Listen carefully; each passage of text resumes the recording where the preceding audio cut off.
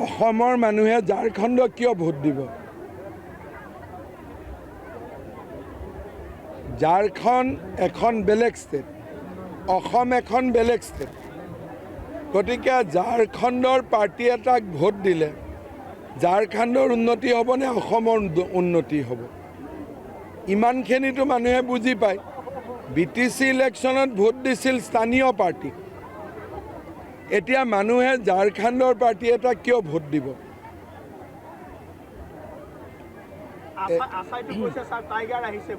নাই, টাইগাৰ আহিছে। যদি নামটো অসম মুক্তি মৰ্চা কৰি দিলেহেঁতেন ঠিকে আছিলে, কিন্তু আছাই যিখিনি ভোট পায় সেই ভোটটো আমাৰ ভোট নহয়।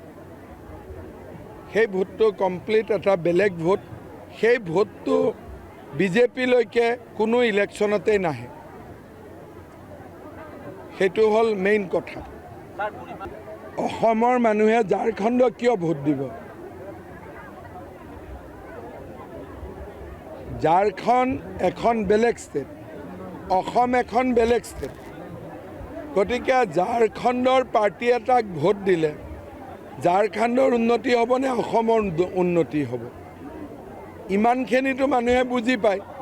BTC ইলেকশ্যনত ভোট দিছিল স্থানীয় পাৰ্টিক। এতিয়া মানুহে ঝাৰখণ্ডৰ পাৰ্টি এটা কিয় ভোট দিব?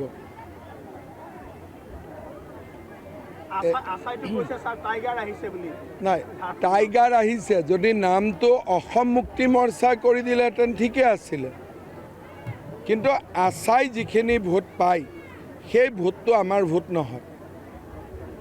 সেই ভোটটো কমপ্লিট এটা বেলেগ ভোট। সেই ভোটটো বিজেপিলৈকে কোনো ইলেকশ্যনতেই নাহে। সেইটো হ'ল মেইন কথা।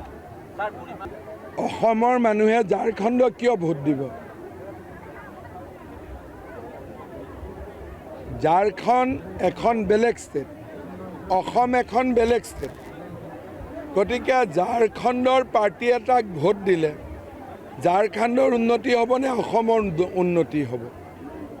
ইমানখিনিতো মানুহে বুজি পায়। BTC ইলেকশ্যনত ভোট দিছিল স্থানীয় পাৰ্টিক।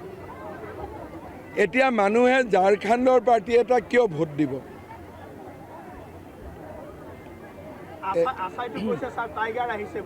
নাই, টাইগাৰ আহিছে। যদি নামটো অসম মুক্তি মৰ্চা কৰি দিলেহেঁতেন ঠিকে আছিলে, কিন্তু আছাই যিখিনি ভোট পায় সেই ভোটটো আমাৰ ভোট নহয়। সেই ভোটটো কমপ্লিট এটা বেলেগ ভোট। সেই ভোটটো বিজেপিলৈকে কোনো ইলেকশ্যনতেই নাহে। সেইটো হ'ল মেইন কথা।